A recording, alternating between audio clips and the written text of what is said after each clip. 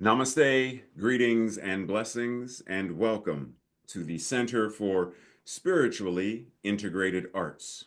This is our Sunday message, and I am Reverend Dr. Raymont Anderson, the founder and spiritual director of this center. And I invite you to watch not only this Sunday message, but any of our archived messages. I invite you to join any classes or events that we have going on. I invite you to reach out and email if you have any questions. Questions about this community, questions about me, questions about what we do, or questions about this science of mind and spirit, liberation theology that we practice and teach. And if by chance you find yourself seeking beloved community with other like-minded beings, even if you already belong, are a member of another community, church, or center, you are more than free to have multiple affiliations wherever you are fed and find community. You are invited. And lastly, feel free to click like, subscribe, and share this or any other message or announcements with others in your circle.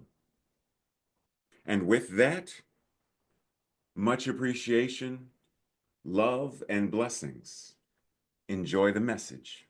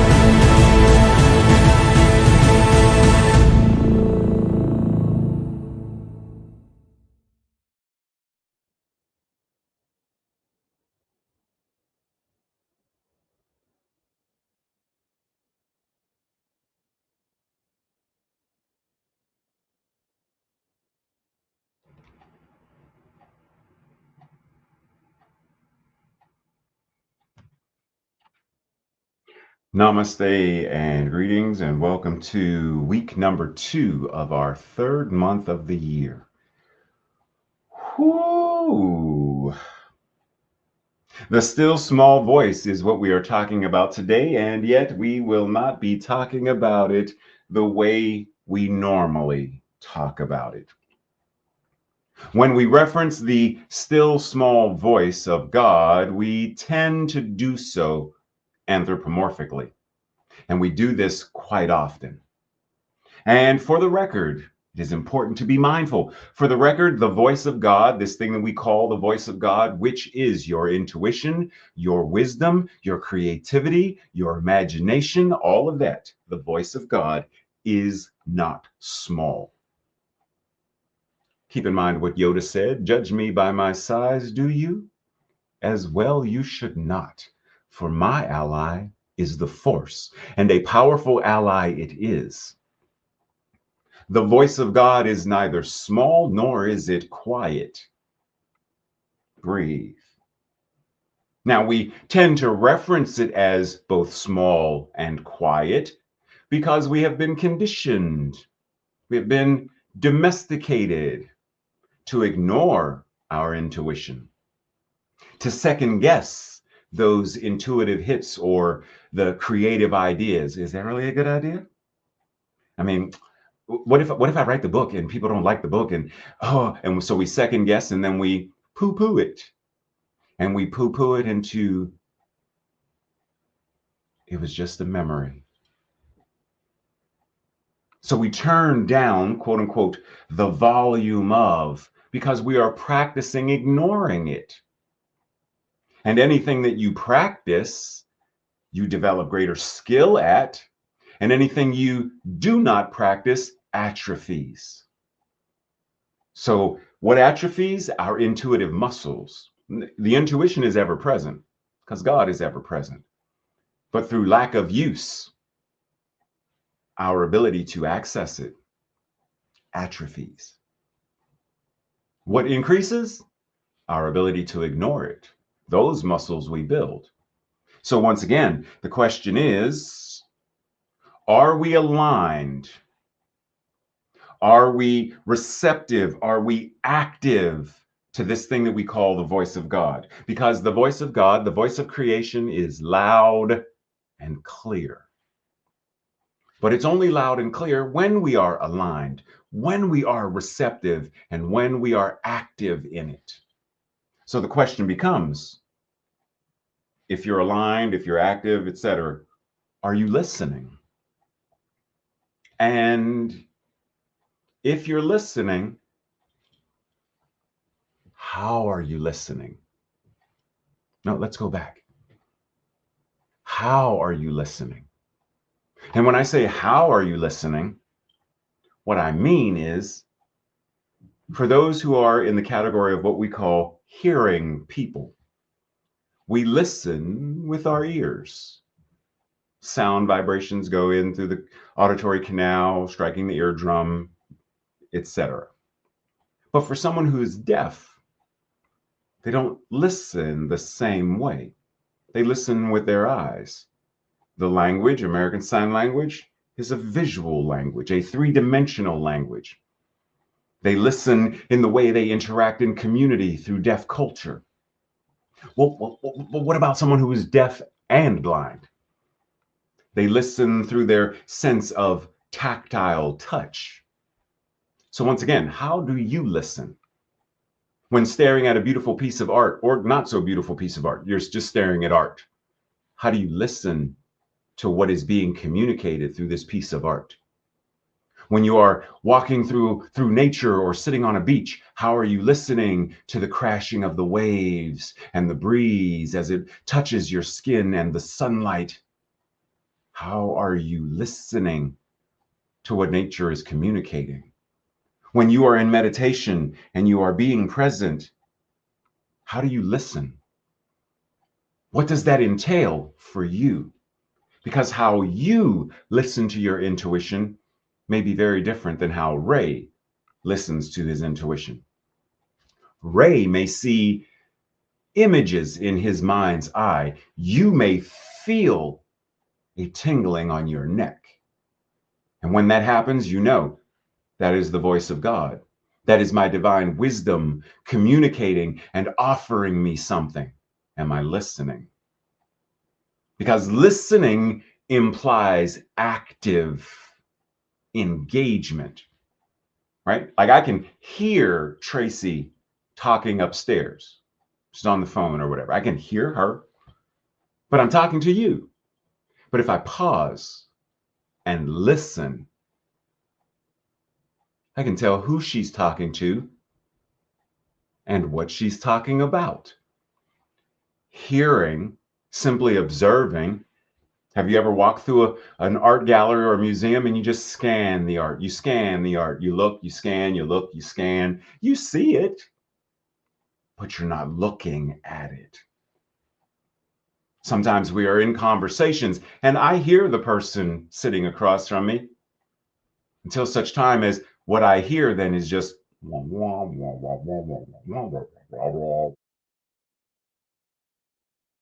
I'm no longer listening. My mind has drifted, my attention has drifted. So once again, how do you listen? Sylvia Clare says, intuition, the voice of God, is the highest form of intelligence. Transcending all individual abilities and skills, intuition, the voice of God, is the highest form of intelligence because it is wisdom.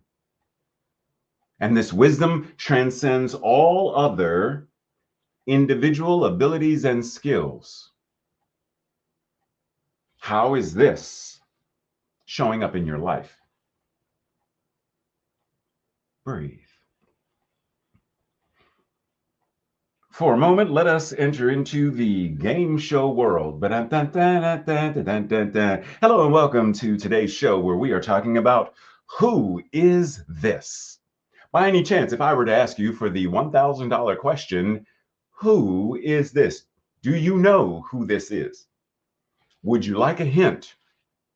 Your hint is this character comes from a movie that was made in 1996 or aired in 1996, which is based on a movie from 1940, which is based on a book from 1883. Bum, bum, bum, bum, bum, bum, bum. Do you have an answer yet? Oh no, so let's just wait a second now. Do you still don't? Okay. What about if I give you another hint? So, you know, we mentioned there was a 1940 film. Well, this is the version from the 1940 film. Any idea yet? Still no? Okay. Let's go for hint number 3. What if I then add ba-da-da-da, Pinocchio? Oh, you got it now. 1940 version is Jiminy the Cricket. But the 1993 version, that's not his name. His name in that version is Pepe, and he is the voice of Pinocchio's conscience. He's the voice of God for the fairy tale. In this fairy tale, he is the supreme guardian of the knowledge of good and evil. Intuition is the highest form of intelligence. He is the guardian, supreme guardian of the knowledge of good and evil. He is a counselor and a guide who was given this task by the Blue Fairy. Now, although he is a Disney character, a fairy tale, a fable, the archetype of this character exists in and for all of us. Why? Because the voice of God exists for all of us. Now breathe that in, because there's a $1 million question coming up. And the $1 million question is, how do you distinguish between the chattering voice of the ego and the voice of intuition? Pause for a second and let me offer you something. The chattering voice of the ego that we are referring to right now, the chattering, the monkey mind of the ego, is when we ego, edge God out. That's a non-life affirming version of the ego. But a life affirming version of the ego is ego, expressing or embodying God only. How do you discern between which of these you are listening to and which one you are activating and actively embodying? How do you discern? Because how you do and how I do and how they do, very, very, very different versions. Now, the archetype, this magical talking cricket, Pepe,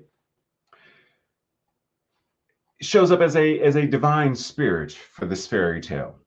He is wise. He is omnipotent in the fairy tale. He is a teller of truths, and he accompanies Pinocchio on all his vast adventures. Aliases: the voice of truth, the voice of God, the voice of truth, a teller of truths, one who speaks about principle. Occupations: teller of truths, prophet, the one who has the prophetic vision of what the character, Pinocchio, is guided to do or be. And divine messenger. By any chance, did you know that the etymology of the word angel is messenger? Huh. Where does this archetype show up in, for, and as you? When are you the teller of truths? When do you listen to that which is the truth of you, speaking the truth about you or about another? When do you listen to your own innate divine messages? Or when do you deliver? When are you the divine messenger for another? Because once again, this voice of God is ever present because God is ever present, right? So when we talk about this idea of still, which Eckhart Tolle is offering us, wisdom comes when one is able to be still. I want you to think of still two separate ways. Still, as in when you are in class, young man, sit still. Don't move.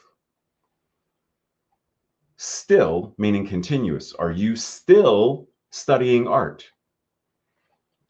Two ways of thinking and using this word. Wisdom comes when we are able to be still and still continue to simply look and simply listen. Nothing else is needed. Stillness, looking and listening, activates the non-conceptual intelligence, the wisdom that is nestled within you. Let stillness, the voice of God, let stillness, your intuition, let stillness direct your thinking, your speaking, your feeling, and your actions.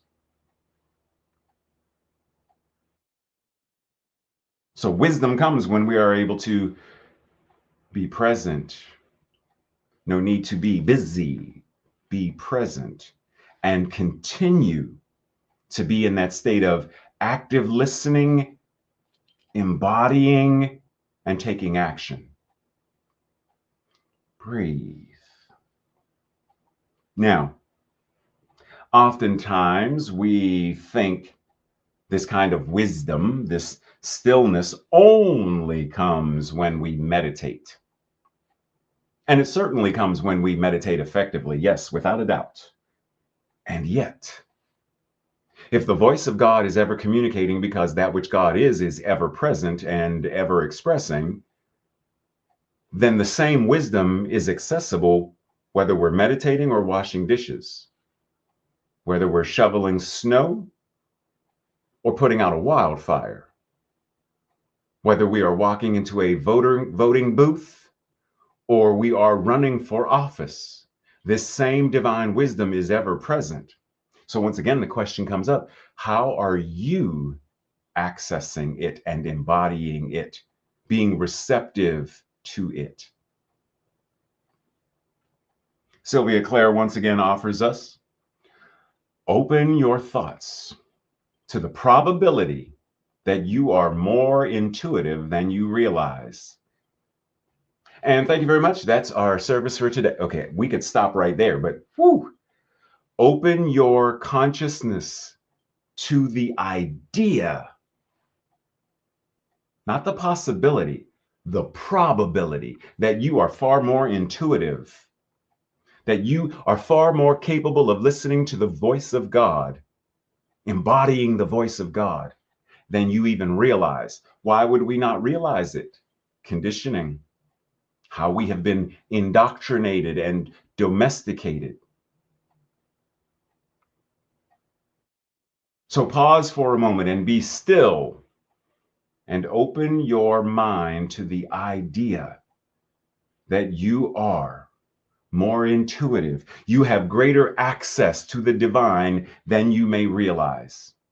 And what does that mean for you?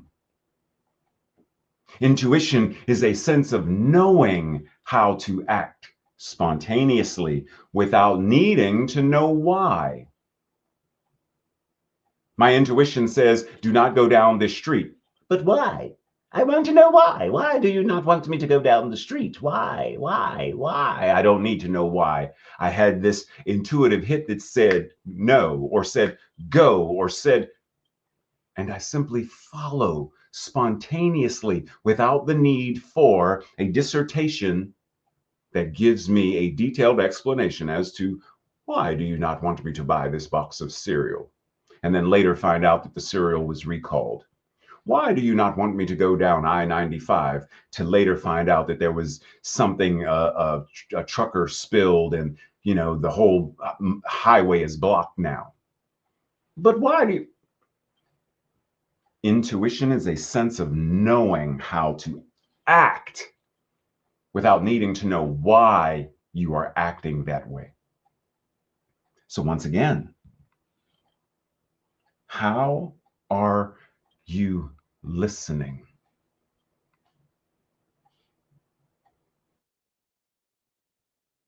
And what are you listening to?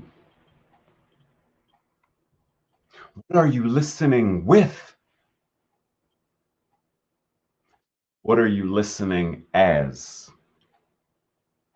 And how are you acting according to that? Now, once again, we often think that we have to separate or segregate ourselves from the rest of the world in order to gain this intuitive wisdom and divine intelligence. And for some people, that may be necessary, but at some point, you climb the top of the mountain and you're staying there for the purpose of what? Our point is to be engaged in the world. Wait, isn't there a passage or something in the Bible that says something about being in the world but not of the world? Navigate in and around the people of a certain consciousness, but don't be of that consciousness. Work in a hospital where people come in who are broken and sick, but don't be broken and sick yourself because you are a physician who is there to care for them. So rather than thinking we have to separate or segregate ourselves, understand that this divine knowledge and wisdom is present right where we are, no matter what. So knowledge, because we've talked about intelligence and, wisdom, and what is knowledge? What is wisdom? And are they the same thing? Can they be the same thing? Is there an overlap? Are they two completely separate things? Words.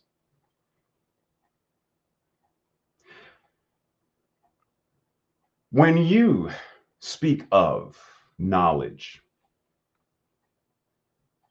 I have the knowledge, the awareness of what? You go to school and you learn 2 + 2 = 4. That's knowledge. And it is often said that wisdom is how you apply that knowledge. So using mathematical laws and principles to balance a checkbook or start a business is an applied sense of that knowledge. And if you do it effectively with discernment, etc., then you are employing wisdom. Okay. Tomato, tomato, maybe. What or where is God's voice in all of this, whether it's knowledge and or wisdom? And what does this mean? Where is intuition, whether it's knowledge or wisdom? Or is intuition the thing that is holding these two signs together? Intuition is the vertical pole that holds knowledge and wisdom. I don't know. I'm asking you. Because it really doesn't matter what I say in terms of, I can tell you what the dictionary says about these words, but what I want to know is how do they apply for you? How do you actively use these in your life? And how and where is the voice of your divine awareness, your divine knowledge, your divine wisdom? Where is that within all of it? So once again, we could ask, how are you listening? With what are you listening? Now, when speaking of the Bible, because that's where this phrase comes from, the point of God speaking in this still small voice, was to show Elijah that the work of God need not always be accompanied with some dramatic bells and whistles, revelations, or manifestations. God's work is the rose blooming. God's work is the fragrance of a freshly mowed lawn, whatever. It doesn't have to be fireworks and burning bushes. So that's why in the Bible, the voice of God is referenced this way. But once again, the voice of God, this divine wisdom, is loud and clear in all of the ways that it is expressed. Question once again is, how are we open to and receptive to this divine wisdom that is all that there is, and it being all that there is everywhere present right now? Breathe. Joel Goldsmith offers us, the mystics reveal that in silence and in stillness lies our strength. In silence and in stillness we find God, not in external worship. Now, his point in this is simply saying that many are looking for God in all the wrong places.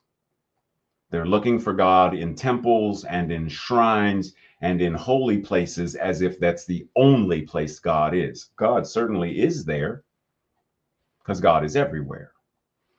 God is everywhere, as you may have heard me say before. God is so everywhere that everywhere is non-existent. There is nowhere for God to be. So we say everywhere because our knowledge says that there are various locations. And I know where I put my keys, and I know where I go to work, locations. So because in this physical relative form of expression, we understand locations.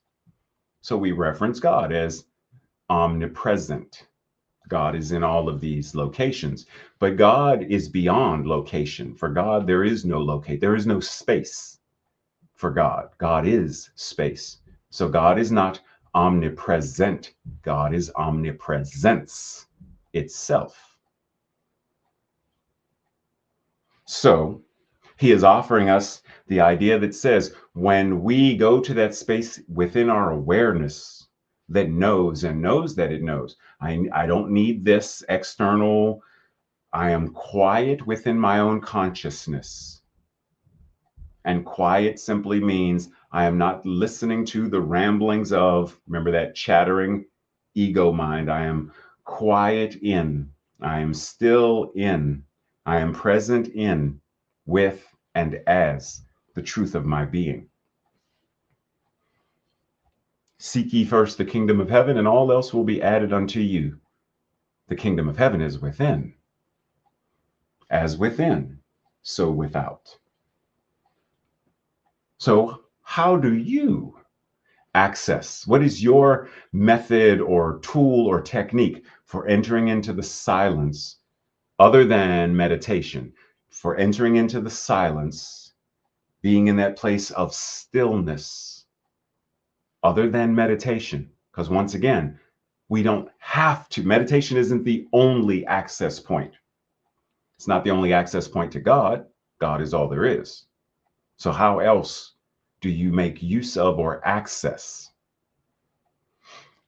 Dr. Holmes offers just what is meant by the silence, a contemplation in the quiet of the mind when the objective tumult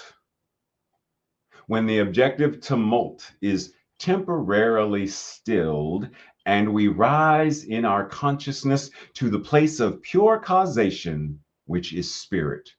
The objective tumult, when the busyness of the world, when the chattering of the monkey mind, whether it's the individual monkey mind or the collective monkey mind, when that is, shh, go sit down. And we rise in consciousness to that place where infinite awareness and pure causation occur. There is only one mind, and that mind is God, and that mind is your mind now. That space of pure causation, which is God, Spirit, Source. That's what he, at least Dr. Holmes, that's what he means by the silence. Again, the question, how are you entering into the silence? How are you being still and know? What does that look like for you? How does that show up in your life? Be still and know. When you can be still and know, what changes and transforms in your life? What shows up for you? Things should shift. Things should happen differently. How is that? What is that? And if they're not, then the invitation is to come back to this space of be still. And remember, still, two words, be still and know what? Know the way knowledge knows, or know the way wisdom knows? Breathe. So no matter the tradition, our invitation to be still and know that I am God. Be still and know that you are that which is. It's all there could be. It's all that you are. Om Tat Sat. I am that which I am, ever becoming more of itself as me. Breathe and be still and know. I am that I am. But I am even more than that which I simply am. I am that which is ever becoming more of itself as me. Be still and know. Be open at the top and the bottom and be still and know that what you are is that which is God, ever becoming more of itself, God, as you right now. Swami Dhyan Gitten says, silence is the source of healing. When we bring things from within ourselves out into the light of awareness, a healing process happens. In silence, we can let go of all anger, sadness, fear, anxiety, loneliness, frustration, dread. We can let it go in the silence. Because in that silent space of the ego, where we only express God or embody God rather than edging God out, we embody God only in the silence. We express God only in the silence. And in that silence, there is healing. And once again, the temple of your being is wherever you go, no matter the time of year, no matter the season, no matter the space. As Aristotle says, to know thyself. This is the beginning of wisdom. To know knowledge of thyself, this is the beginning of wisdom.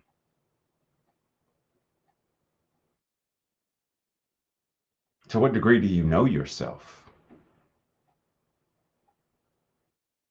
Do you know yourself as you have been conditioned to know yourself, or do you know yourself as you truly are? And in terms of knowing yourself, what gives you the capacity or the ability to even know yourself? In order for you to know me or get to know me, you have to read about me or listen to me or have conversation with me, ask other people about me. There are ways to get to know, but what do you do for you? How are you enabling yourself to get to know you better? Are you doing the same thing? Are you asking others? Excuse me, when you think of me, what comes to your mind? Really? Pause. Oh my goodness. Are you enabling yourself to use the full spectrum of all that is available to you to truly learn about yourself? Because that is part of the process of getting to the space of the still small voice of God, the loud and clear voice of God, the loud and clear expression of your intuition and your creativity.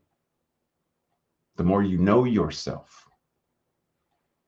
Borisenko says, the fruits of centering and remaining in silence are evident, even in daily work and activities. Suddenly, you become aware of God's presence and a greater dimension of yourself, and your surroundings becomes evident.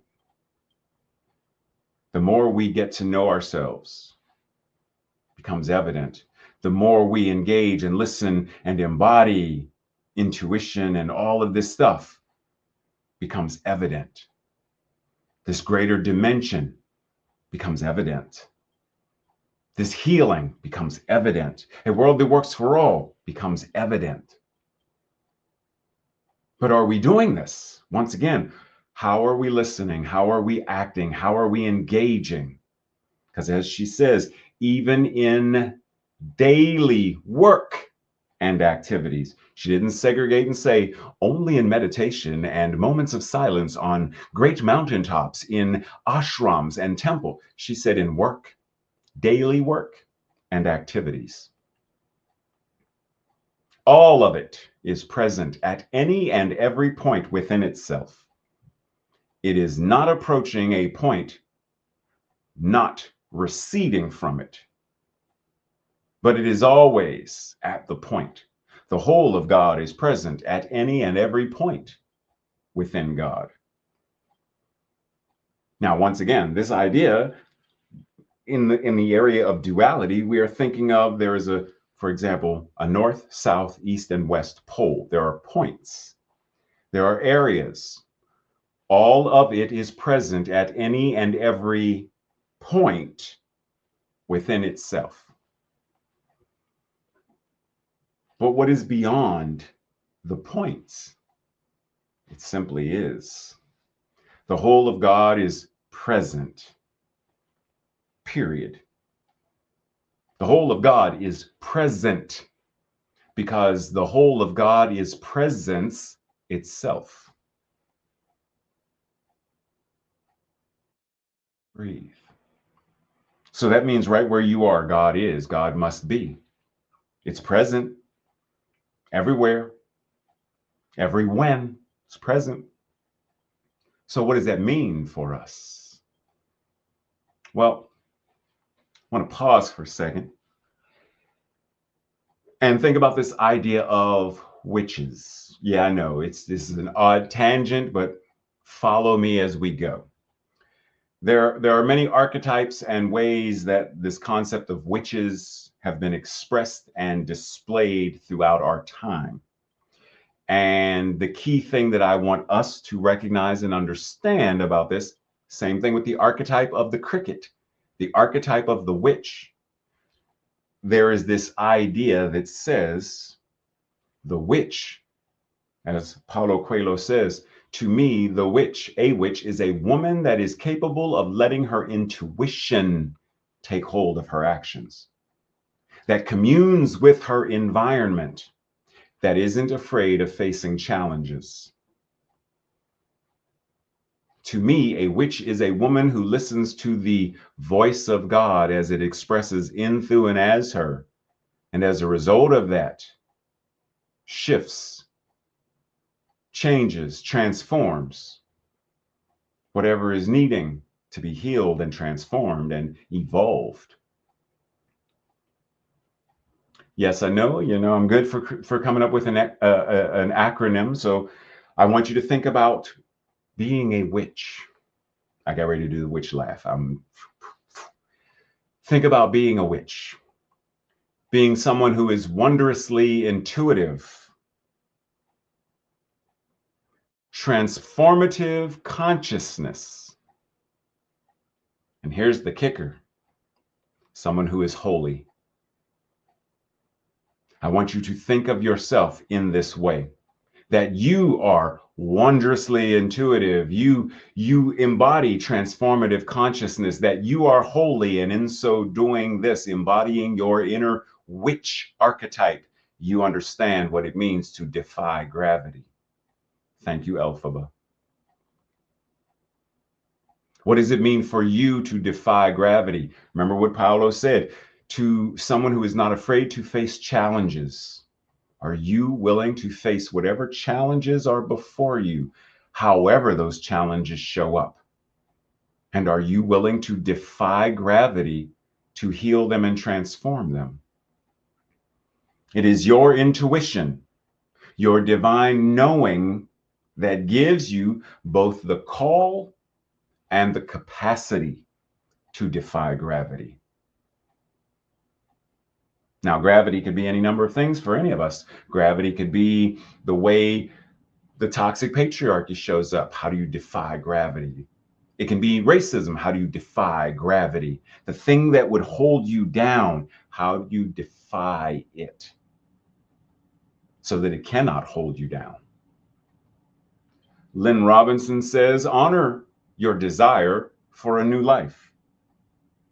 Say yes to the small inklings of interest and curiosity that present themselves to you each day.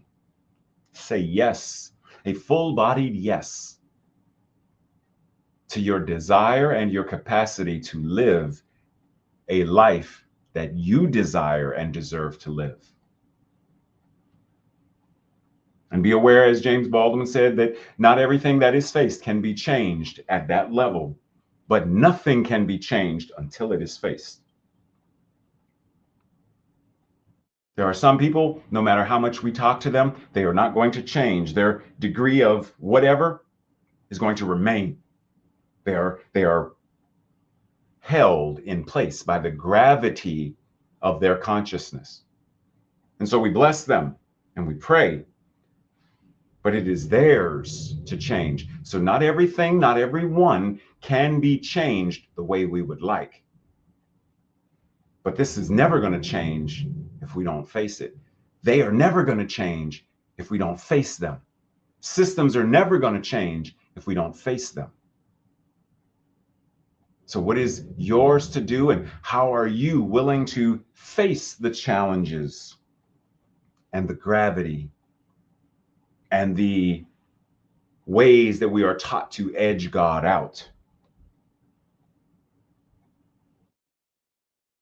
What are you invited to do to move through and beyond that and take flight and soar because you are listening to your divine voice in the stillness and the silence of your own consciousness? The Science of Mind and Spirit 4.0 offers us a way of honoring, embodying, and acting upon the divine knowing that is already available to us, in us, through us, and as us. When we tune out or quiet what some call the monkey mind, the mental chatter, and internal busyness that we have been trained, conditioned to listen to and be distracted by, we can then change the external conditions around us. Conditions that impact us individually and those of the collective as well. Our teaching, being a liberation theology, affords us a way out of the noisiness of separation, hatred, hostilities, othering, and more. And we are able to reorient ourselves to the truth of oneness. And it is then and it is there that we consciously create a world that works for all. Breathe. This week's affirmation or declaration, I'll say it first, and if it resonates with you, I invite you to say it with me the second time around. Today, I consciously allow the voice of God, as found in stillness, to express as me. Yeah, there should be a 2 on there. Together, today, I consciously allow the voice of God, as found in stillness, to express as me. And so it is.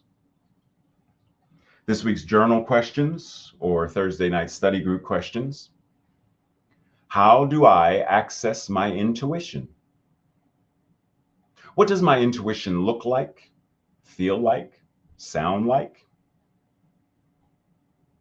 How do I differentiate between my intuition and my conditioned mind, or my wishing mind, or my daydreaming or simply dreaming mind?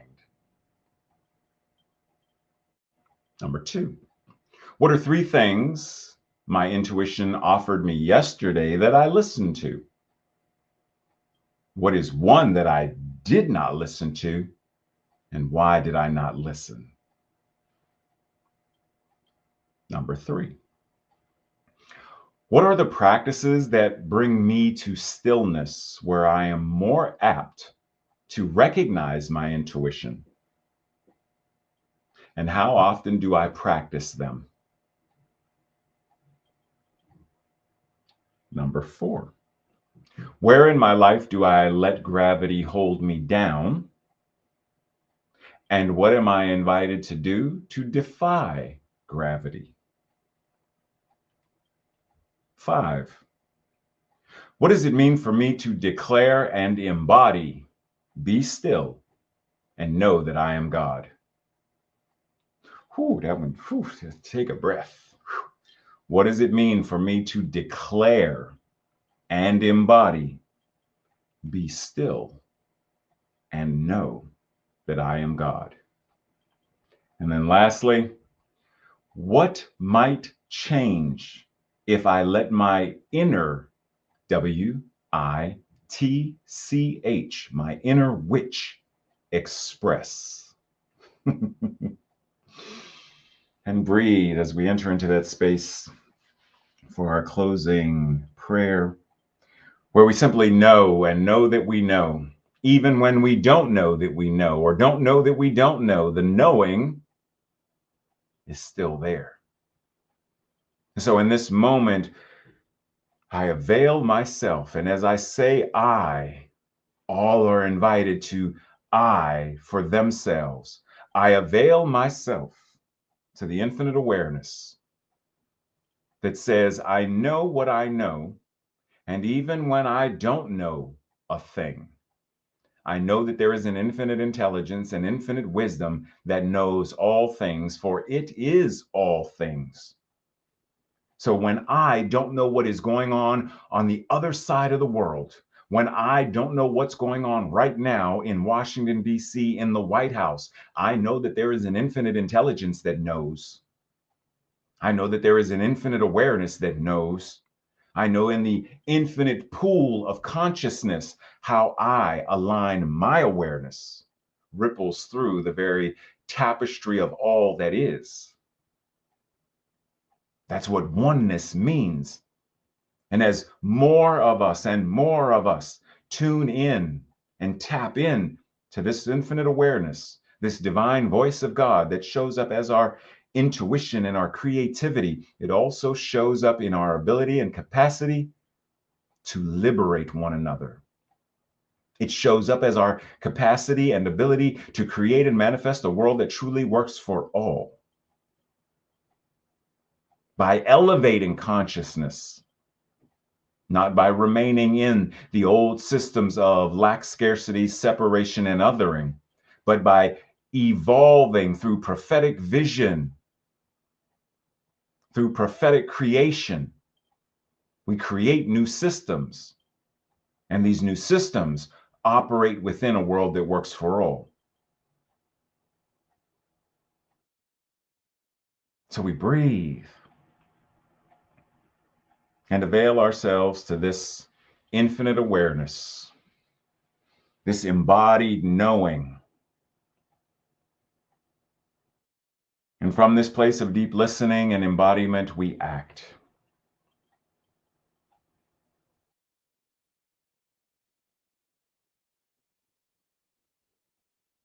And it is from this place of action that healing takes place, transformation occurs, and a world that works for all is evident.